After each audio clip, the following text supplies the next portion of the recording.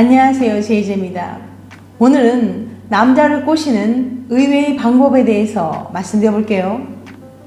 구독과 좋아요, 알림 설정까지 해주실 거죠? 그럼 바로 시작할게요.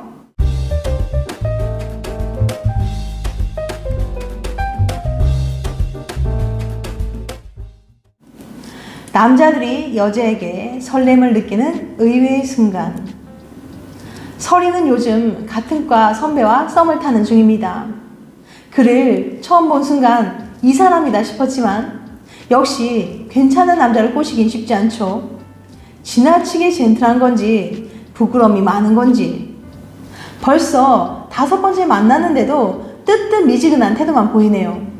한껏 약이 오른 설이는 오늘은 기필코라는 다짐과 함께 선배를 데리고 분위기 좋은 바를 찾아갔습니다. 그런데 말이죠. 이곳에 다녀온 후로부터 선배가 완전히 달라진 게 아니겠어요? 손톱은 물론이고요. 주말에 뭐 하냐고 먼저 물어보고 대화할 때도 전보다 훨씬 더 적극적으로 변했어요. 도대체 그날 무슨 일이 있었던 걸까요? 심리학자 알버트 셰플린 교수에 따르면 사람들은 대화할 때 크게 2가지 자세를 취한다고 합니다. 마주보기, 페이스 투 페이스와 옆에 앉기, 사이드 바이 사이드인데요. 교수는 남자들이 마주보는 것보다 옆에 앉아 대화하는 것을 더 선호한다는 사실을 발견했죠. 그 이유에 대해서 알버트 셰플린 교수는 이렇게 설명해요. 남자들은 정면에 있는 상대를 볼 때 공격성이나 경계심을 여성보다 강하게 느끼곤 합니다. 감정적인 교류보다 사냥과 전투에 더 익숙했던 습성이 남아있기 때문이죠. 무언가와 맞서면 본능적으로 경계하거나 제압해야 한다는 생각이 드는 거예요. 반면에 나란히 옆에 앉는 구도에선 긴장감이 사라지고 편안함을 느낍니다. 옆에 앉은 사람을 경계할 대상자로 여기지 않는 거죠. 자연스럽게 경계가 풀어지고 마음이 느긋해집니다. 친해지는데 훨씬 편한 상태가 되는 거죠. 사회학자 해리 브로드도 자신의 저서 남성다움 만들기에서 이런 남자들의 심리를 보여주는 재미있는 예시를 소개했어요. 남자들은 친밀감을 형성하기 위해서 양옆으로 나란히 앉는 경우가 많습니다. 여자들은 친구끼리 마주 앉는 경우가 대부분이거든요. 카페에 앉아서 마주보고 수다를 떨거나 집에서 네일 아트를 해도 마주 앉아서 하죠. 하지만 남자들이 친구들과 어울릴 때는 나란히 앉아서 하는 게 많아요. 게임도 그렇고요. 스포츠 경기를 시청할 때도 그렇죠. 서로 경쟁하는 스포츠가 아닌 이상 친구들과 굳이 대결 구도로 앉아서 놀 필요가 없는 거예요. 이제 왜 설이가 썸남을 바 테이블이 있는 곳에 데려갔는지 아시겠죠? 게다가 이렇게 나란히 앉으면 자연스러운 스킨십도 가능해요. 어깨를 부딪히거나 발을 스치는 식으로 말이죠. 가벼운 스킨십은 친밀감을 형성하는데 도움이 되니까 여러모로 좋은 전략인 거죠. 그러니까 이 영상을 보고 계신 여성분들은 좋아하는 남자가 생기면 옆에 앉아보기를 추천드립니다. 물론 처음 만난 자리에서 곧장 옆에 앉으면 이상할 테니까 슬며시 옆에 앉아보도록 한번 해보세요. 설이처럼 바를 찾는 것도 좋겠고요. 도서관에서 나란히 앉아 공부하는 것도 좋죠. 남녀가 경계하지 않은 상태에서 두 분이 더 가까워질 수 있을 거예요. 썸 탄 사이가 되려면 꼭 넘어야 할 선이 있다. 내 거인 듯 내 거 아닌 것 같은 사이. 썸은 참 어렵습니다. 심지어 썸을 타고 있으면서도 이게 정말 썸이 맞는 건지 헷갈릴 때도 많이 있죠. 이렇게 우리가 썸인지 아닌지를 확실히 알려주는 노래가 있어요.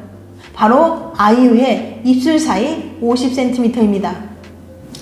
오 달링 넘지 말아요. 두 입술 사이 거긴 아직까지 50cm. 솔직한 말로 그 말로 순결한 그대 맘을 내가 느낄 때까진 그 거리는 50cm. 가까이 더 가까이. 콜롬비아 대학의 에드워드 홀 박사 연구에 따르면 관계마다 상대에게 다가갈 수 있는 거리가 달라진다고 해요. 친하고 가까운 사이일수록 얼굴을 마주볼 수 있는 거리도 더 가까워진다는 거죠. 홀 박사는 다양한 연구와 조사를 통해서 친밀도별로 적당한 거리를 다음과 같이 나눴습니다. 네 번째, 모르는 사이 360cm. 되게 머네요.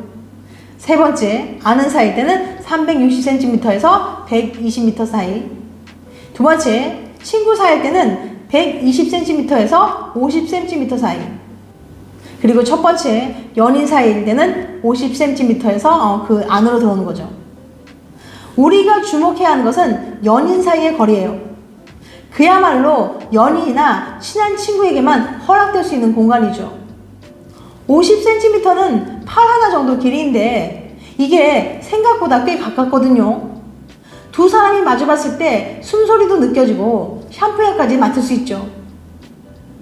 서로 눈을 쳐다보면 왠지 모르게 묘한 분위기가 흐르는 거리이기도 해요.